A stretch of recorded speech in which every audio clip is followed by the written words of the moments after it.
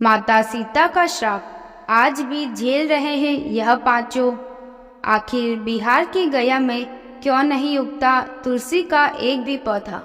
क्यों ब्राह्मण कभी संतुष्ट नहीं होता? फल्गु नदी सिर्फ नाम की ही नदी क्यों है? क्यों कौवा हमेशा लड़ झगड़ कर ही खा पाता है? कौवा, तुलसी, ब्राह्मण व गाय को माता सीता ने श्राप क्यों दिया था? इसके बारे में कुछ ही लोग जानते हैं, तो आइए इस वीडियो में हम इसके बारे में विस्तार से बताते हैं।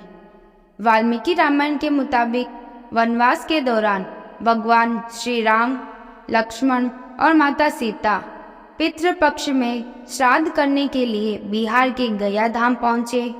वहाँ ब्राह्मण ने भगवान श्री राम और लक्ष्मण को श्राद्ध धर्म के लिए आवश्यक सामग्री जुटाने के लिए कहा। इस पर भगवान राम और लक्ष्मण नगर की ओर सामान लाने के लिए निकल पड़े। ब्राह्मण देव ने माता सीता से आग्रह किया कि पिंडदान का समय निकलता जा रहा है। यह सुनकर माता सीता की व्यग्रता बढ़ती ही जा रही थी, क्योंकि श्री राम और लक्ष्मण अभी तक नहीं लौटे थे। इसी दौरान दशरथ जी की आत्मा ने उन्हें आभास कराया कि पिंडदान का वक्त बीता जा रहा है। यह जानकर माता सीता असमंजस में पड़ गई।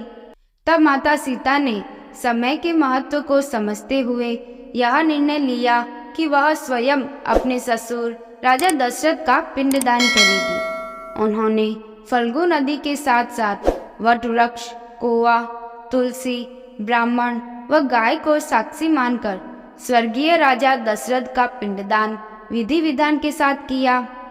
इस क्रिया के उपरांत जैसे ही उन्होंने हाथ जोड़कर प्रार्थना की, तो राजा दशरथ ने माता सीता का पिंडदान स्वीकार कर लिया। माता सीता इस बात से प्रफुल्लित हुई कि उनकी पूजा दशरथ जी ने स्वीकार कर ली है। इसके बाद उनके मन में संशय भी हुआ कि प्रभु राम इस बात को नहीं मानेंगे, क्योंकि पिंडदान पुत्र के बिना नहीं हो सकता है। थोड़ी देर बाद भगवान राम और लक्ष्मण सामग्री लेकर आए और पिंडदान के विषय में पूछा।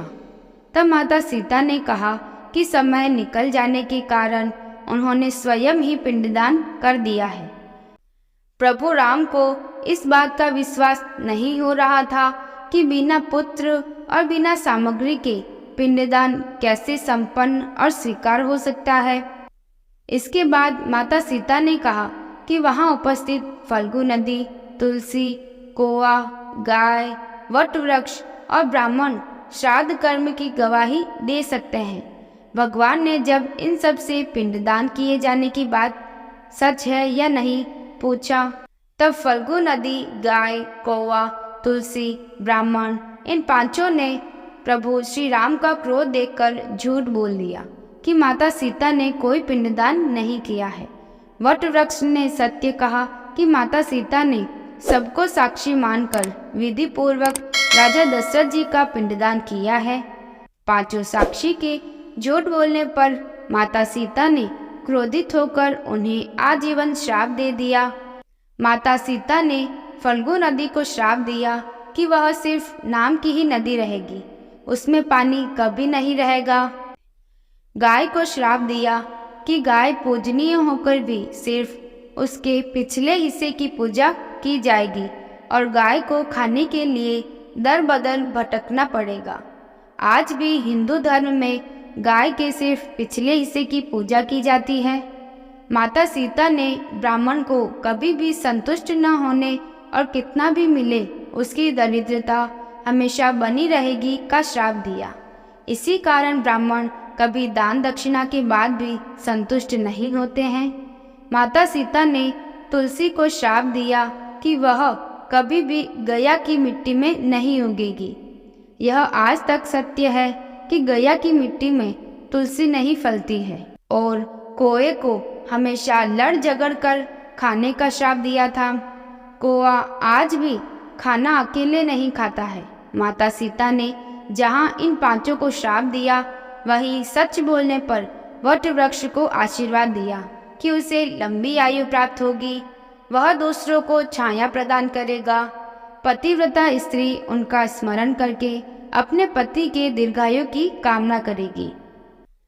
इस प्रकार माता सीता ने इन पांचों को जो श्राप दिया था वह आज भी मौजूद है। आपको यह कहानी कैसी लगी कमेंट करें।